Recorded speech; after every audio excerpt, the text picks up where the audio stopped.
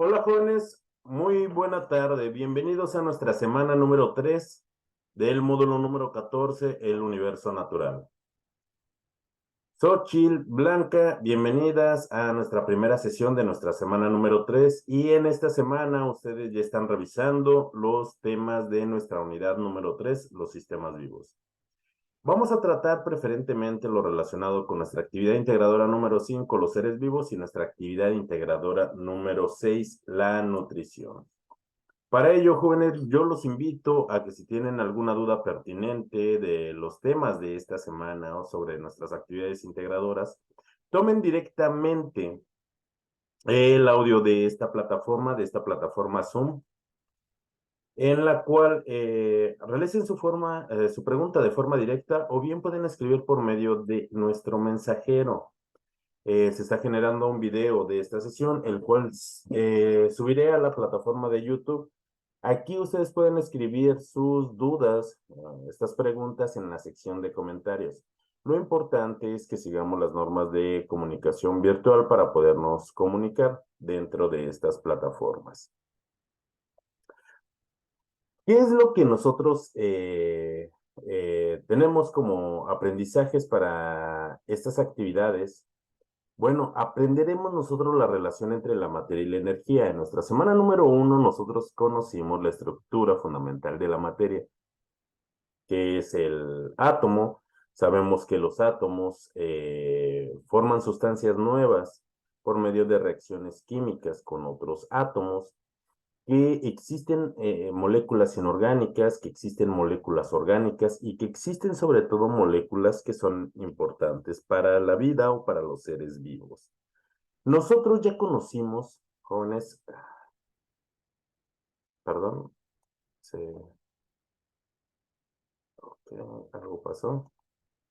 Nosotros ya conocimos, jóvenes, acerca de lo que es la energía, conocemos sus manifestaciones, pero jóvenes, en esta semana es muy importante porque vamos a conocer la relación entre la materia y la energía, sobre todo cómo es que los seres vivos convierten esa materia en energía. Cuáles son las características que tienen los seres vivos que los separan de la materia inerte. También que existen otros seres vivos muy diminutos, organismos unicelulares, que coexisten con nosotros. De hecho, son una parte importante nuestra porque forman parte de nuestra flora intestinal y nos ayudan a algunos de esos procesos vitales. En esta semana también vamos a reflexionar cómo es que todos los organismos vivos están relacionados en sistemas biológicos complejos. De aquí, Ascensión, muy buena tarde. Yajaira, buena tarde. De aquí que nosotros, jóvenes, vamos a encontrar también una relación respecto de la estructura de los seres vivos y vamos a conocer un poco acerca de otra ciencia experimental como lo es la biología y también como lo es la ecología. Nosotros estamos conociendo en esta semana que existen niveles tróficos muy importantes y para ello están nuestras actividades para que nosotros reflejemos lo que estamos aprendiendo en esta semana. El propósito formativo de nuestro módulo número 14, el universo natural, es reconocer las características del pensamiento científico que va a sustentar esas ciencias experimentales mediante el análisis de la dinámica del universo, el cual nos va a permitir comprender la estructura de la materia y la interrelación que tiene con la energía. Jóvenes, antes de iniciar o de continuar con esta presentación, ¿tienen alguna duda sobre los temas de esta semana, sobre lo que son nuestras actividades integradoras? ¿Quieren, Isabel, muy buena tarde, quieren hacer algún comentario sobre algo que hayan aprendido en esta semana, algo que se les haya complicado? Buenas tardes, asesor. Pues yo apenas empecé a revisar los recursos. Aparentemente siento que está fácil la actividad 5, que son los recursos que leí. Pues sí, es interesante porque pues hace mención de las células, cómo está compuesto el ser vivo, por decirlo así. Pero apenas leí para la actividad 5 y apenas ahorita la estaba abriendo empecé a descargar unas imágenes apenas y voy en el primer paso. Muy bien, Xochitl, muchas gracias por compartirnos. Qué bueno que le resulten interesantes. Tal vez nos vamos a enfrentar con nuevos conceptos y es importante que nosotros también los sepamos distinguir. Una vez que nosotros aprendamos los conceptos, eh, son importantes. Los conceptos generalmente a lo largo de la historia y en los libros no van a cambiar. Lo más importante de nuestro módulo número 14, el universo natural, es que nosotros hagamos una interpretación de esos conceptos, de lo que estamos nosotros aprendiendo con mi universo. ¿Qué es mi universo? Les vuelvo a repetir, soy yo, soy lo que me rodea, es mi espacio de trabajo, mi espacio con mi familia, mi casa, mi comunidad, mi pueblo, mi barrio, ese es mi universo. Y lo puedo explicar con lo que he aprendido, por supuesto, y en esta semana vamos a aprender algo conceptos muy importantes que los vamos a relacionar con nuestras actividades diarias. Eh, Xochitl nos menciona que estuvo observando algunas de las características de los seres vivos y vamos a afinar algunas cosas para que no tengamos alguna confusión, ya que existe materia inerte que la podemos confundir con seres vivos, pero no lo son. Por ello, jóvenes, el propósito de nuestra actividad integradora número 5 es comprender las características de los seres vivos, los procesos vitales, su clasificación y que también existen otros tipos de organismos que son muy importantes, tan importantes que utilizamos nosotros, incluso organismos unicelulares, para crear medicamentos. Nos sirven para ello y nos sirven para más cosas, nos sirven para producir alimentos, nos sirven para producir hormonas, para producir materiales, para destruir nuestros desechos.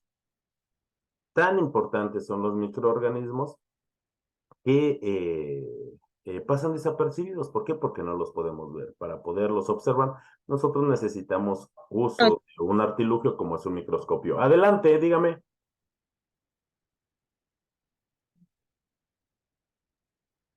Me pareció escuchar un eco, pero parece que no. ¿Qué necesitamos para esta actividad, para nuestra actividad integradora número 5? Conocer las características de los seres vivos, comprender sus procesos vitales e identificar la existencia de organismos unicelulares. ¿Qué es lo que nosotros vamos a realizar?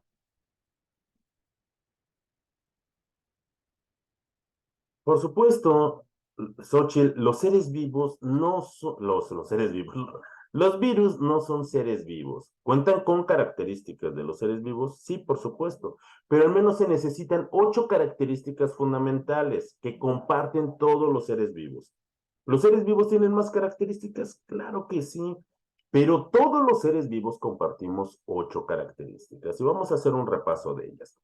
En esta semana nosotros, nuestras actividades jóvenes son mucho más sencillas. Aquí no tenemos que hacer videos, no tenemos que hacer presentaciones con audio. Lo único que vamos a entregar son documentos en Word con lo que se nos está solicitando. Para nuestra actividad integradora número 5, nosotros vamos a realizar primero una portada que contenga nuestros datos de identificación y les sugiero que para todas las actividades, incluso aquellas que no lo piden, hagan una portada en la cual contenga sus datos de identificación como su nombre, el nombre de su asesor, la fecha de entrega y el título del documento. Aquí nosotros vamos a realizar una tabla en la cual vamos a describir con nuestras propias palabras las 8 características de los seres vivos y vamos a buscar una imagen en internet que sea representativa de esa característica. Recuerden, al menos son 8 características fundamentales. He encontrado en este momento algunas actividades que, por ejemplo, o en de cursos pasados que marcan, por ejemplo, la inteligencia, el lenguaje. Mm, ¿Son características de los seres vivos? Sí, pero de algunos. No todos los seres vivos comparten una inteligencia, no todos los seres vivos comparten sentimientos o emociones, no todos los seres vivos desarrollan un lenguaje. Eh, pero todos los seres vivos tienen estas 8 características que nosotros vamos a ver más adelante. Vamos a describir en un párrafo de 8 o 10 renglones acerca de los procesos vitales y su relación. Vamos a elaborar también un cuadro en el cual vamos a enlistar 5 características de los organismos unicelulares y 5 características de los organismos pluricelulares. Son características, no ejemplos. Hay que tener mucho cuidado con esta actividad porque nos podemos confundir con lo que nos pide nuestra actividad número 6. Vamos a mencionar un organismo unicelular y un organismo pluricelular que se utiliza en la industria farmacéutica y vamos a investigar, jóvenes, 2 ejemplos de sus usos en la medicina. Aquí hemos mencionado a lo largo de estas semanas algunos organismos pluricelulares, pero vamos a centrar esos conocimientos y vamos a aterrizarlos bien. Finalmente, nosotros vamos a describir en una conclusión de media cuartilla en la cual vamos a explicar, y muy importante, con nuestras propias palabras, la importancia del conocimiento científico para el estudio de los seres vivos. Terminamos nuestra actividad en Word, muy importante, coloquen sus referencias y también coloquen las referencias de dónde es que están tomando las imágenes que busquen en Internet. Guardamos con la siguiente nomenclatura nuestros apellidos, guión bajo nuestro nombre y la clave de esta actividad que es M14, S3, A y 5. ¿Y cuáles son esas características o propiedades de la vida que hace que nos distingamos de la materia inerte? La materia inerte, jóvenes, o esos seres no vivos, también cuentan con características de los seres vivos. Una de ellas es la estructura. Por ejemplo, esta regla de metal que tengo en la mano, ¿cuenta con una estructura? Por supuesto que sí, está delimitada, tiene una forma, tiene características de la materia como dureza, brillo metálico. ¿Es parte de su estructura? Por supuesto que sí. Pero a diferencia, los seres vivos están altamente organizados, tienen partes especializadas, cuentan con organelos o bien cuentan con órganos o tejidos y cuentan con partes coordinadas que tal vez les permitan movimiento. O algunos seres vivos no son móviles, pero cuentan con orgánulos o órganos que están en movimiento. Una regla como la que les mencioné, ¿cuenta con una organización? Sí, tiene una organización a nivel molecular donde forma redes cristalinas que nos permite macroscópicamente ver los materiales. Pero los seres vivos tienen una organización mucho más eficiente, debido a que los seres vivos están conformados por una célula y que los vamos a conocer como organismos unicelulares, que no por ser pequeños, son simples, son altamente complejos, constan de una organización y que además existen organismos que están formados por 2 o más células. A ellos los vamos a conocer como organismos pluricelulares. Los organismos pluricelulares que están conformados por muchas células pueden ser también de tamaño microscópico o bien pueden ser como el mamífero o el animal más grande sobre la superficie de nuestro planeta, que es un elefante, o el animal más grande en nuestro planeta, que es la ballena azul, medir muchos metros y pesar varias toneladas. Así es la diversidad de los organismos vivos. Estas 2 características, lo que es estructura y organización, la comparten tanto los seres vivos como los seres no vivos o la materia inerte. Pero en las siguientes características vamos a ver esa diferencia. Los seres vivos cuentan con un metabolismo y eso es una característica que les permite transformar la materia en energía a partir de los nutrimentos y los nutrimentos se encuentran dentro de los alimentos. El metabolismo es un conjunto de reacciones químicas que le permiten a un organismo vivo cumplir con esas funciones vitales. El metabolismo, por sus características, lo podemos clasificar en catabolismo. Es esa parte del metabolismo que nos permite fabricar energía a partir de los nutrientes. Y existe también el anabolismo o reacciones anabólicas. Esta característica del metabolismo nos permite el crecimiento y desarrollo a los seres vivos y también un mantenimiento celular. Yo como organismo adulto, yo ya no estoy creciendo, pero tengo un mantenimiento celular. Si me doy cuenta, mi cabello crece a diario, poquito pero crece, mis uñas crecen a diario. sufro descamamiento de la piel. Si tengo una herida en mi piel, una cortadura, un raspón, voy a cicatrizar y voy a sanar. Ese es parte de mi anabolismo. Si tengo un bebé, ese bebé lo procuro, va a crecer. Si planto una semilla, esta va a convertirse en una flor, en un arbusto, en una planta o en un árbol enorme. Esa es la parte del crecimiento, esa es la parte de ese mantenimiento celular y es gracias al metabolismo. Yo, si rompo esta regla de metal o bueno, si la doblo, no va a regresar a su forma original. Si la rompo, no va a cicatrizar y va a sanar. La materia inerte no posee esas reacciones metabólicas que sí posee un organismo vivo. El metabolismo es exclusivo de los seres vivos. Así es, Yajaira, ese mantenimiento celular, nuestro cuerpo recicla esas sustancias y también crea células nuevas de forma ordenada. Y eso lo vamos a ver en otra característica muy importante de los seres vivos. Entonces, aquí encontramos unas características que también posee la materia inerte, pero el metabolismo no lo tiene la materia inerte. Y la materia inerte o esos seres no vivos, al no poseer una sola de estas características, ya no es considerado un ser vivo. Los seres vivos también presentan algo que se llama homeostasis. Esta es la capacidad de un organismo vivo de regular sus condiciones internas para que se lleven a cabo esas reacciones biológicas, para que se lleve a cabo ese metabolismo. Por ejemplo, en el ser humano, la temperatura promedio para que se lleven a cabo esas reacciones químicas, necesita una temperatura, necesita unas concentraciones homeostáticas.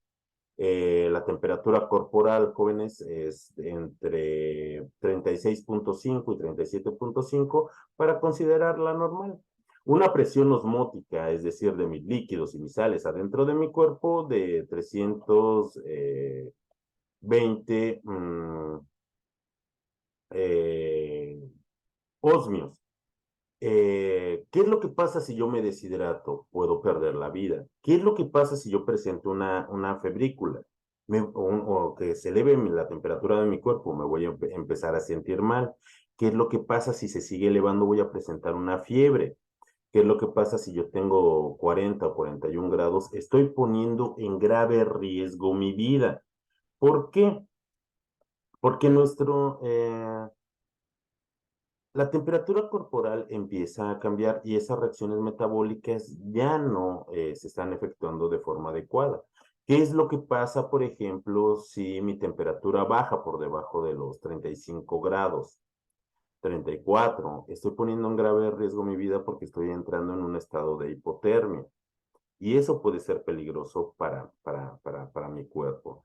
Que los diferentes organismos, por ejemplo, existen organismos de sangre fría, como los peces, que tienen un amplio rango de temperatura, pero también ese amplio rango es característico de ellos, pero aún así mantienen su homeostasis. Si la temperatura es muy elevada, puede que mueran, al igual que si su temperatura es muy baja.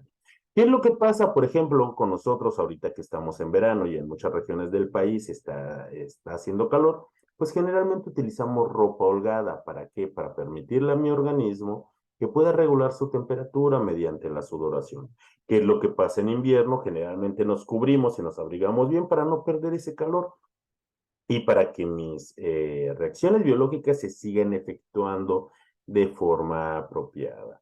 Por supuesto, nos menciona Yajaira, ¿qué es lo que pasa, por ejemplo, con esos otros tipos de sistemas, nuestro sistema endocrino y nuestro sistema nervioso? Por supuesto, si tiene alguna alteración, ya no voy a funcionar de forma correcta o lo que se considera como una forma normal.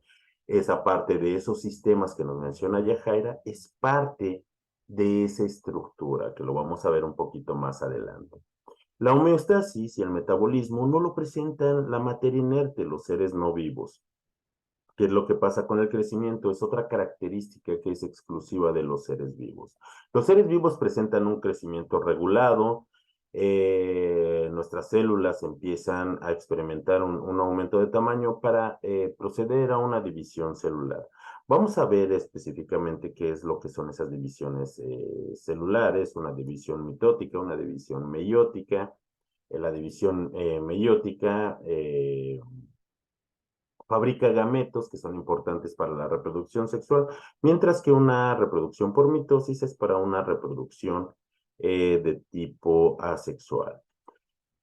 En el crecimiento, jóvenes, por ejemplo, los animales nacen como crías, nacen como cachorros.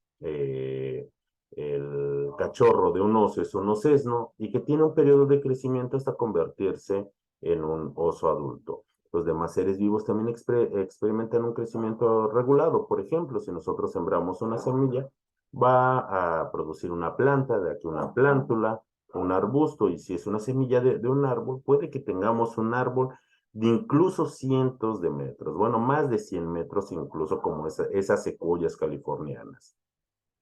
Presentan un crecimiento regulado, mientras que la materia inerte no crece, no presenta una homeostasis, no tiene un metabolismo.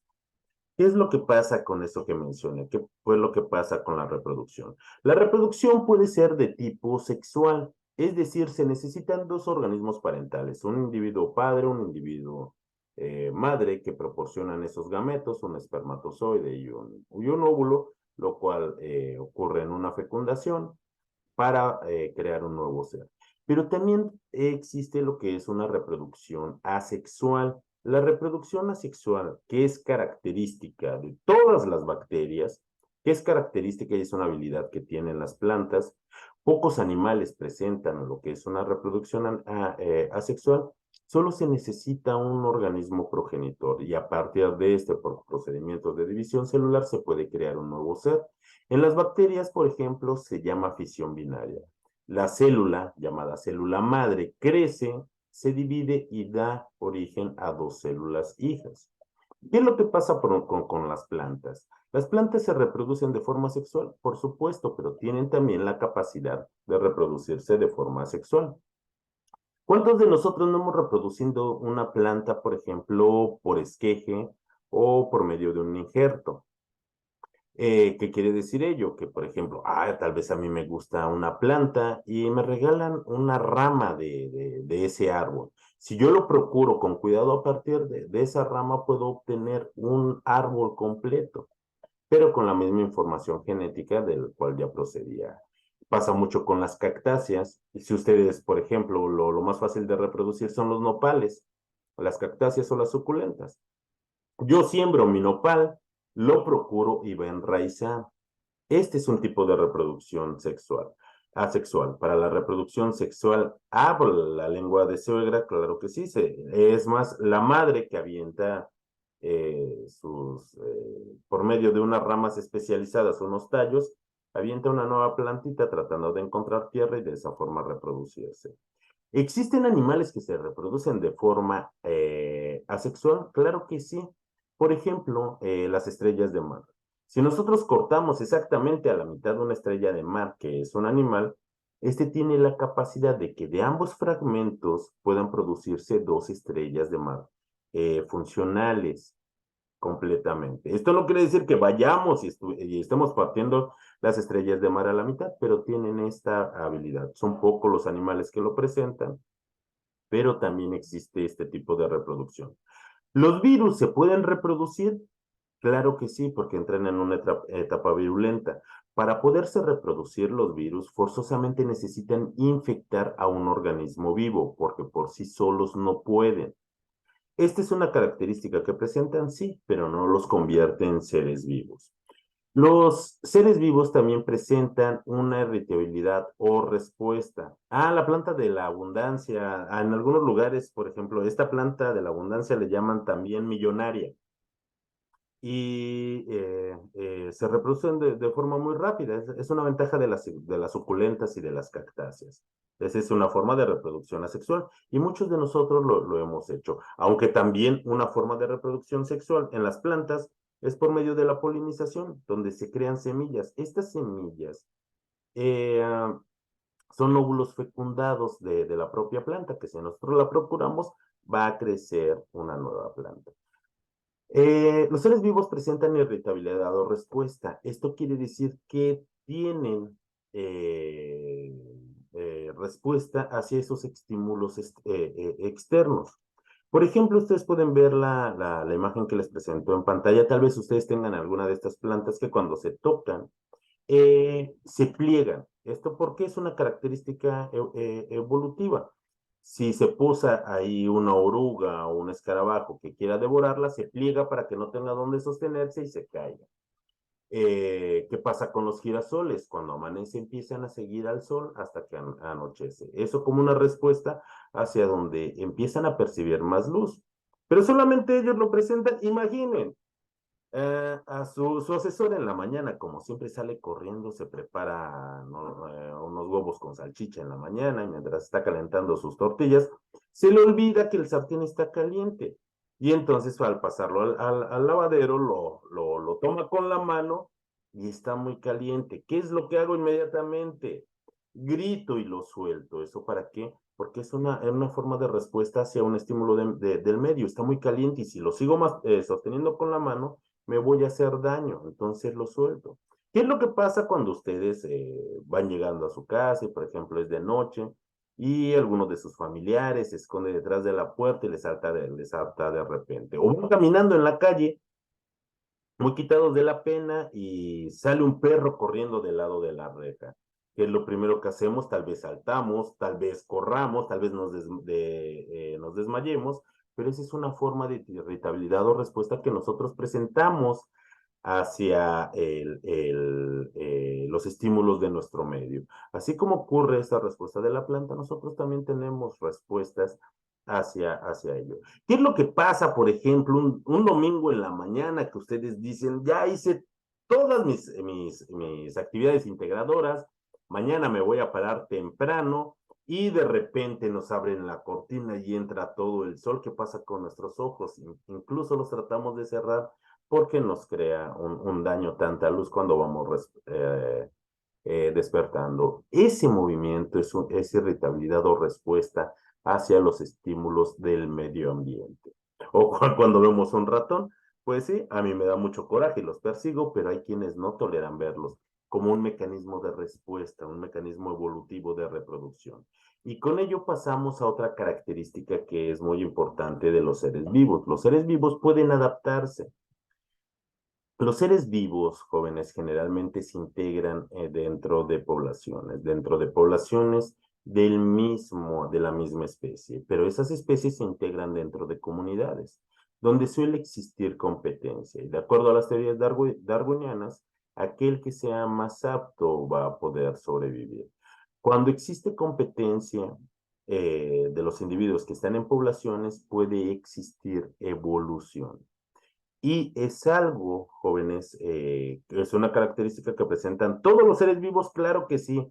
La materia inerte puede presentar este tipo de características, algunas sí, como por ejemplo los virus.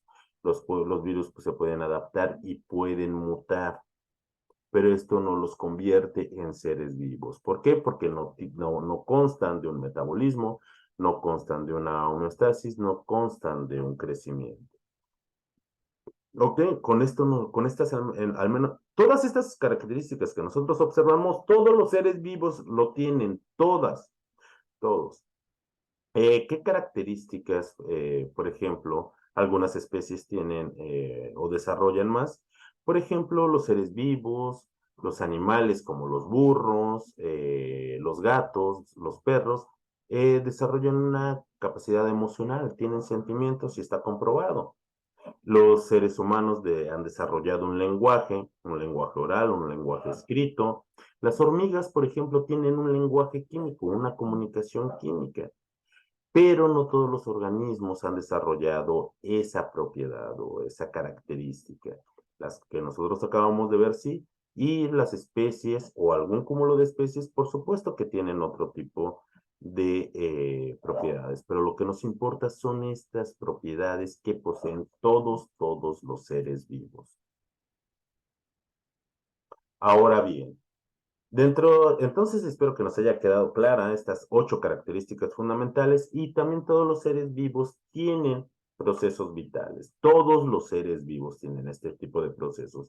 Todos tienen una forma de nutrición. Vamos a aprender más adelante que esta forma de nutrición puede ser una nutrición autótrofa o puede ser una nutrición heterótrofa.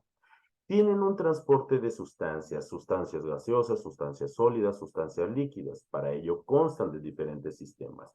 Incluso esas pequeñas bacterias que son muy sencillas son bastante complejas y también tienen mecanismos de transporte de los nutrientes que ellos necesitan como para transportar los desechos fuera de sus propias células. ¿Los seres vivos presentan una respiración? Sí, pero todos respiramos de la misma forma, no. Existen organismos que son aerobios, que necesitan oxígeno que esté en el aire para poder vivir. Y existen otros tipos de organismos, por ejemplo, que el oxígeno que nosotros respiramos es tóxico para ellos y se conocen como microorganismos anaerobios. Para estos tienen otra forma de cómo respiran, pero cumplen con una función respiratoria. Por ejemplo, entre los animales o los seres vivos que respiramos oxígeno, incluso esa forma de respiración es diferente. Por ejemplo, los mamíferos constamos de un sistema respiratorio y ese sistema respiratorio es pulmonar. Nosotros tenemos pulmones para poder respirar. Todos los organismos o todos los animales tienen pulmones, no. ¿Qué pasa con los peces? Los peces que respiran y no respiran agua, respiran oxígeno también. ¿En dónde se encuentra ese oxígeno? Se encuentra disuelto en el agua. Los peces tienen órganos especializados que pueden filtrar el oxígeno del agua. Ellos tienen una respiración branquial, tienen branquias y por ahí filtran el oxígeno. Y también por medio de las branquias expulsan muchos desechos, como nosotros también en nuestra respiración. Cuando nosotros respiramos, eliminamos productos de nuestro metabolismo, el cual es ese dióxido de carbono que nosotros exhalamos. Todos los organismos tienen un metabolismo, los organismos vivos, todos constan de un metabolismo. Todos los organismos vivos tienen una capacidad de reproducirse, por supuesto que sí. Entonces, estas son características que todos los organismos vivos tienen, que se llevan a cabo de formas diferentes. Bueno, eso es parte de su adaptación. Dentro de las características de los seres vivos que también todos compartimos es que estamos formados en cantidad semejante de los mismos compuestos. ¿Cuáles son, y de los mismos elementos? ¿Cuáles son estos elementos principales? El carbono, el hidrógeno, el oxígeno, el nitrógeno, el azufre y el fósforo. Y nosotros ya aprendimos que cuando estos elementos reaccionan entre sí, forman moléculas orgánicas. Dentro de las moléculas orgánicas, que son muy importantes para los seres vivos, vamos a encontrar a las biomoléculas. Existen biomoléculas esenciales para los seres vivos, los cuales son los carbohidratos, las proteínas, los ácidos grasos y los ácidos nucleicos. Esos son los más importantes. ¿Existen otras moléculas importantes? Claro que sí, pero estas son las biomoléculas orgánicas más importantes. Además de que los seres vivos tienen una estructura eficiente y coordinada. Los seres vivos tienen un ciclo de vida muy concreto, nacen, crecen, se reproducen y mueren. Y además, jóvenes, también se caracterizan por una transferencia de energía. A partir de esos nutrientes que nosotros consumimos, los podemos convertir en energía y se lleva a cabo un ciclo. Así es, Xochitl. La característica es de los seres vivos, no de los seres humanos. Por ello debemos de acotar bien estas características y para obtener la máxima calificación en nuestra actividad. Los seres vivos, jóvenes, gozan. Permítanme un segundo, por favor.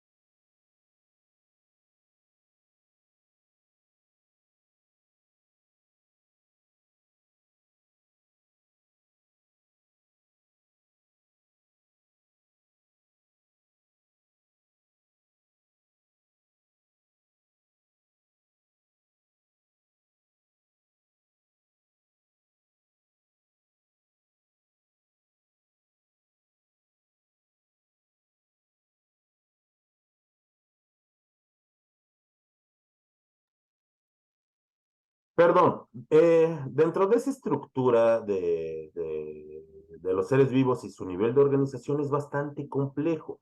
Nosotros recordemos el nivel de estructura más, o el nivel de estructura fundamental de la materia, que es a partir de esos átomos que forman los elementos. Nosotros sabemos que reaccionan y que forman moléculas, que existen moléculas orgánicas y de aquí las más importantes son esas biomoléculas o bloques de construcción que forman los orgánulos celulares. Los orgánulos celulares se acoplan y forman células. A partir de una célula funcional e independiente, nosotros tenemos lo que es un ser vivo unicelular. ¿Cómo son? Todas las bacterias son unicelulares y que también existen hongos unicelulares. Estos hongos los conocemos como mohos, los conocemos como levaduras y que también existen hongos macroscópicos. Aquí también es importante que no lo confundamos. Esos hongos macroscópicos como los champiñones, los hongos portobelo que nosotros consumimos, pertenecen a otro reino y no son plantas y son macroscópicos. Pero, por ejemplo, existen otros tipos de hongos que son microscópicos, que no son bacterias. Por ejemplo, los que tienen su asesor virtual en los pies, ese pie de atleta o la tiña, son hongos microscópicos. Esa levadura que nosotros utilizamos para fabricar pan son hongos levaduriformes. Eh, eh, Estos forman consorcios, pero no forman estructuras y no son seres pluricelulares. ¿Ok? Eh, Ahora, los organismos que están formados por dos o más células, las células se especializan formando tejidos, los tejidos forman órganos y los órganos en colaboración y especialización en la colaboración de actividades forman sistemas de órganos. Hace un momento nos mencionaba, por ejemplo, nuestra compañera Yajaira. Sí, si mal no recuerdo fue Yajaira. Nuestra Ah, compañera Xochitl sí. nos Ajá. comenta, el ser humano, por ejemplo, tiene un sistema endocrino, un sistema nervioso, ¿y qué otros tipos de sistemas que están conformados por muchos órganos? Tiene un sistema muscular, tiene un sistema esquelético, tiene un sistema tegumentario, tiene un sistema reproductor, tiene un sistema digestivo, un sistema linfático.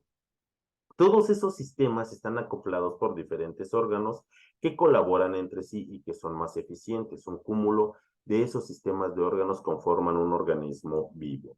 Ese nivel de organización nosotros lo podemos dejar ahí. Lo podemos dejar ahí si queremos o lo podemos extrapolar más. Pero con ello nosotros aprendemos la existencia de organismos unicelulares y de organismos pluricelulares. Los organismos unicelulares pueden ser procariotas o pueden ser eucariotas. ¿Qué quiere decir? Es por el tipo de célula por el cual están conformados. Los organismos procariontes son células muy sencillas y poco evolucionadas, como las células de las bacterias, como las células de algunas arqueas. ¿Y por qué se caracterizan? Porque dentro de los orgánulos celulares no cuentan con un núcleo que esté definido. La característica del núcleo en eucariotas es que ahí se encuentra el DNA y generalmente en cromosomas. En los organismos procariotas no cuentan con un núcleo y el DNA se encuentra esparcido en el citoplasma. Son organismos que se reproducen generalmente de forma asexual, tienen características de que estos pueden vivir sin oxígeno, se reproducen generalmente por bipartición o reproducción binaria y la mayoría son heterótrofos.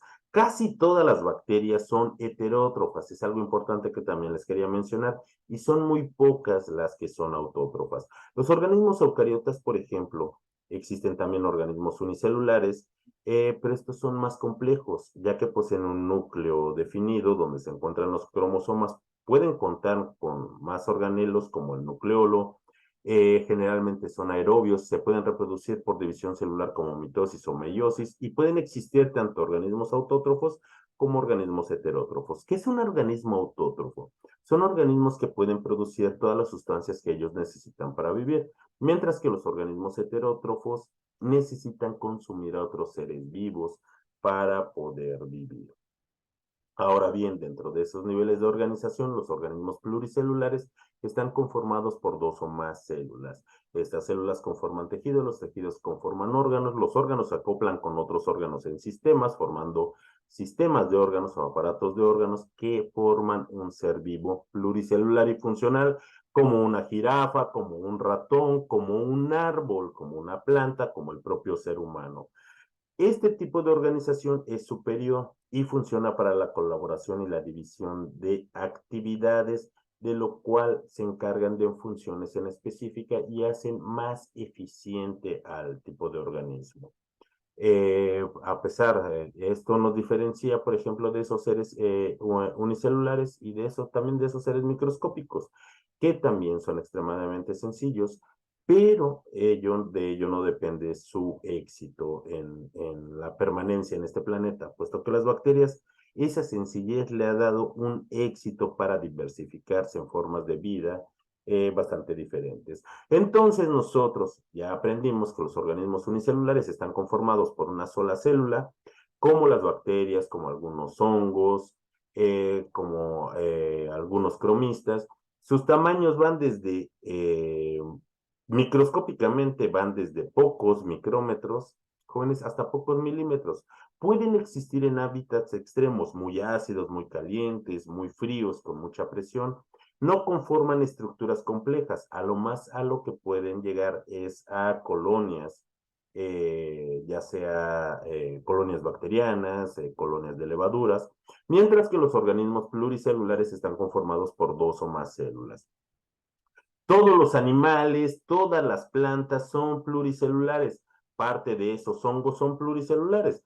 Los hongos que yo tengo en los pies, jóvenes, son unicelulares. Los champiñones que yo me como en una rica quesadilla, esos son pluricelulares y no son plantas. También existen organismos cromistas que son pluricelulares.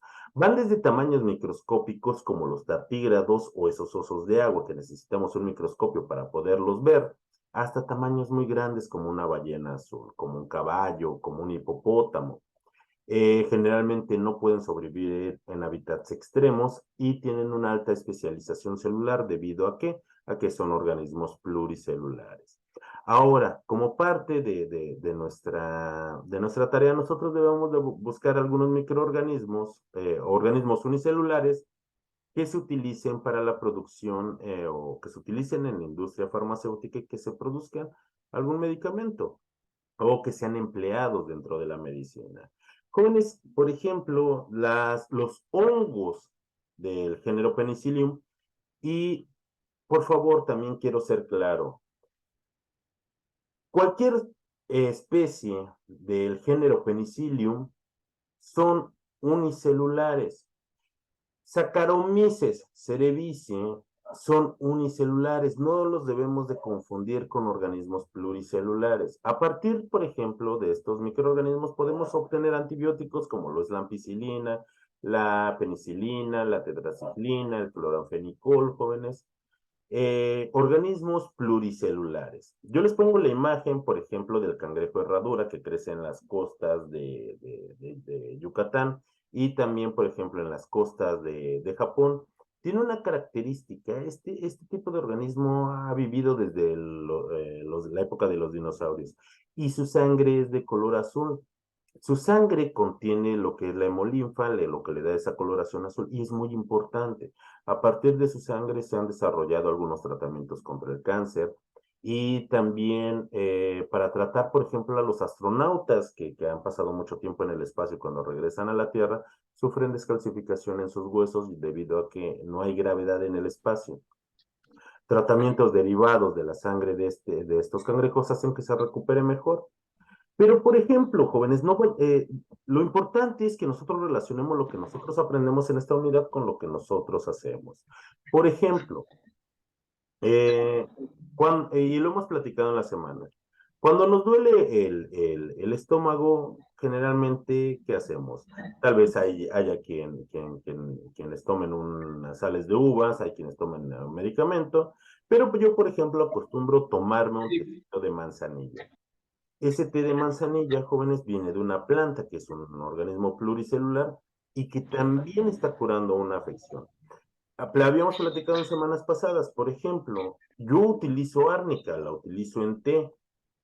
Cuando me doy un golpe en la pierna, por ejemplo, yo voy a la farmacia y compro una pomada de árnica. Araceli, ¿Nos quiere comentar algo? Podríamos también tomar, no sé, algún medicamento como un omeprazol o algo así. Perdón, vuélvame a repetir, por favor. Podríamos tomar algún medicamento como por ejemplo, cuando estamos mal del estómago, podríamos tomar como un medicamento como un omeprazol o algo así. También puede servir un medicamento, ¿no? Ese es un medicamento. Lo que nosotros necesitamos son un organismo unicelular y un organismo pluricelular que se empleen en la industria de la medicina o dentro de la farmacia. Por ejemplo, si a mí me duele la cabeza, ¿qué es lo que yo me tomo? Me tomo una aspirina. Pero tal vez haya algunos de ustedes que vivan en la península de Yucatán y el árbol de la ceiba, además de ser un árbol sagrado en varias culturas jóvenes, en su corteza podemos encontrar lo que es ácido acetilsalicílico. Entonces, una infusión de este té va a tener el mismo efecto que el ácido acetilsalicílico, que esa que ese medicamento ya purificado. Existen muchos organismos pluricelulares en la cual podemos nosotros extraer medicamentos, el caso del cangrejo que les muestro en pantalla, o el caso de las plantas que nosotros utilizamos dentro de la medicina tradicional. Así es que no existe algún contratiempo para que nosotros no identifiquemos algunos de estos productos en la naturaleza que provienen de organismos. Las plantas son organismos vivos, nos dotan de muchos medicamentos. Actualmente el 30% de los medicamentos se extraen de las plantas. En un futuro, cerca del 50% de los medicamentos los vamos a poder extraer de las plantas. Así es que nosotros tal vez utilizamos, hay por ejemplo que para conciliar el sueño y disminuir esa ansiedad, tal vez alguien tome té de azares o un té de anís. Y es importante porque nosotros utilizamos organismos pluricelulares como las plantas para tratar algún tipo de afección. Por ejemplo, la semana pasada les comentaba, sobre todo ahorita que empiezan las épocas de influencias con los cambios de temperatura. ¿Qué es lo que pasa cuando que yo hago para, por ejemplo, quitarme una tos seca? Yo me hago un jarabe de cebolla y la cebolla es una planta y es un organismo pluricelular. Claro que le coloco azúcar, la dejo serenar y después me tomo un jarabito extraordinariamente rico y adiós a la tos. Utilizamos un té de manzanilla, por supuesto. El té de bugambilia. No sabía que fuera para la temperatura, pero las flores de bugambilia también se utiliza para controlar la tos. Y de esta forma, jóvenes, nosotros utilizamos la parte de la herbolaria. Nuestra medicina en México se encuentra muy sesgada en el uso de la herbolaria, algo que va a cambiar en los siguientes años, pero por ejemplo, una de las medicinas más reconocidas en todo el mundo es la medicina china tradicional, donde utiliza los recursos de la naturaleza para utilizarla directamente. Y todas las plantas son organismos pluricelulares. Eh, También a partir de algunos animales obtenemos, por ejemplo, productos farmacéuticos. ¿Alguien sabe cómo se obtienen, por ejemplo, los antibióticos a un té de jengibre? El té de jengibre es muy bueno para desintoxicar el cuerpo. ¿Ya ven cómo si conocen organismos pluricelulares para tratar algún tipo de afección? La pregunta es, ¿alguno de ustedes sabe cómo se obtienen los, eh, los medicamentos contra los venenos, por ejemplo, de las serpientes o de las arañas?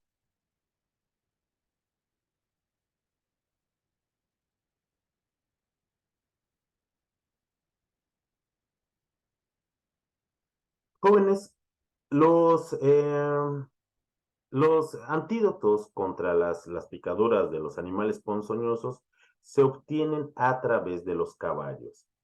¿Por qué? Se procura al caballo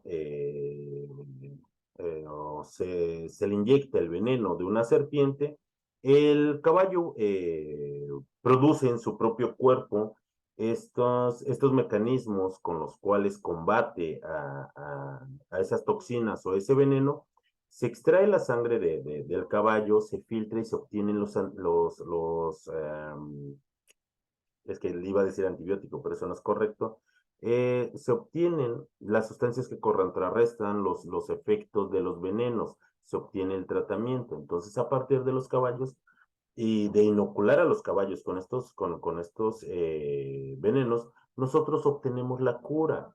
Y es muy importante, por ejemplo, en Durango o en Zacatecas, que hay un montón de alacranes, o que hay víboras de cascabel, y en los centros de salud, claro que, y espero que muchos tengan los antídotos necesarios para este tipo de venenos o para algunas arañas que son muy peligrosas y ponzoñosas. De esa forma también nosotros obtenemos a partir de un organismo pluricelular como lo es un caballo, medicamentos que contrarresten esos efectos adversos. Entonces existen muchos. Lo que yo les pido de verdad es que por favor no coloquen que penicillium y Saccharomyces son organismos pluricelulares. Estos son hongos microscópicos que que efectivamente se reproducen y forman colonias, pero las colonias no son organismos pluricelulares. ¿Ok? Porque en actividades, en otros módulos, en otras generaciones, perdón, repiten continuamente esto. Así es que eso es un error. Las fuentes, por favor verifiquen las fuentes de dónde están obteniendo ello y es importante para sus actividades. Ahora bien, jóvenes, nosotros conocimos el método científico, que son una serie de pasos para poder obtener una ley o generalizar los procedimientos. Bien, si los colocan como organismos unicelulares es correcto y de aquí obtenemos antibióticos, pero no son organismos pluricelulares. Recuérdenlo. A partir del método científico y de generalizar las leyes, ¿qué es lo que obtenemos? Obtenemos conocimiento científico. Es información que nosotros obtenemos en artículos, que nosotros obtenemos en libros. Nosotros leemos y aprendemos ello. Nosotros no necesitamos comprobar o hacer un procedimiento para efectivamente verificar lo que están en los libros. Claro que lo podemos hacer, ¿no? ¿Por qué? Porque toda esa información, esas leyes, esas reglas que nosotros encontramos, ya es conocimiento científico que se ha verificado. Gracias a la observación, a la comprobación y a la conclusión de los fenómenos que nosotros observamos en la naturaleza, obtenemos conocimiento científico. Y de esa forma es como desarrollamos tecnología, de esa forma es como desarrollamos esos antibióticos. De esa forma yo sé que la corteza de ceiba tiene ácido acetil salicílico. ¿Por qué? Porque muchos químicos y muchos biólogos ya fueron a caracterizar la corteza de ese árbol. Lo han hecho una y otra vez y siempre han encontrado que se encuentra ácido acetil salicílico. Yo no tengo por qué ir a cortar un árbol a menos de que quiera un poco de su corteza, para hacerme un ricote y se me vaya el dolor de cabeza, pero no necesito comprobar que tiene ácido acetil salicílico, porque muchos investigadores ya lo hicieron. Yo, si busco fuentes confiables, voy a encontrar que está caracterizado y, por ejemplo, con té de manzanilla me puede aliviar el dolor de estómago en ciertas condiciones. Eso ya es conocimiento científico. Es por ello, jóvenes, que es importante el método científico porque nos lleva al desarrollo de conocimiento científico. Jóvenes, para nuestra actividad integradora número 5 es importante. Bueno, ¿queda alguna duda respecto de esta actividad? Ya no nos va a dar tiempo de revisar nuestra actividad integradora número 6, pero la podemos revisar el día viernes. Algo muy importante antes de que lo olvide, jóvenes, permítanme. Recuerden que una vez que ustedes terminen sus actividades, y espero que lo hagan lo más pronto posible y no esperarse hasta el día domingo, jóvenes, el que no tengan oportunidad de subirlo a la hora y la fecha límite no es una justificación para que puedan solicitar una extensión de entrega, jóvenes. Las extensiones de entrega tienen que ser completamente justificables y más cuando tienen suficiente tiempo para poderlas subir y no de último momento. Eso se le conoce como irresponsabilidad. Por favor, jóvenes, eviten cometer actividades de plagio. Y yo sé que ustedes van a terminar sus actividades en tiempo y forma porque son una excelente generación y Una vez que terminen sus actividades, por favor, realicen la encuesta de opina sobre tu asesor virtual módulo número 14 y opina sobre tu módulo número 14. ¿Por qué? Porque es importante para que nosotros tengamos acceso a nuestros recursos de nuestra semana número 4. También, jóvenes, les proporcione algunos recursos que les pueden facilitar el realizar estas actividades y sobre todo aprender muchísimo más. Jóvenes, me despido. El día viernes nosotros checamos dudas acerca de nuestra actividad integradora número 6. Espero haber despejado en esta hora lo referente a nuestra actividad integradora número 5. Xochitl, Blanca, Isabel, Yajaira, Ascensión, Lluvia, Benita, Elizabeth y Araceli. Les deseo una muy bonita tarde. Hasta luego. Adiós. Adiós, hasta luego. Adiós, Isabel. Hasta luego. Hasta luego, Elizabeth, Xochitl.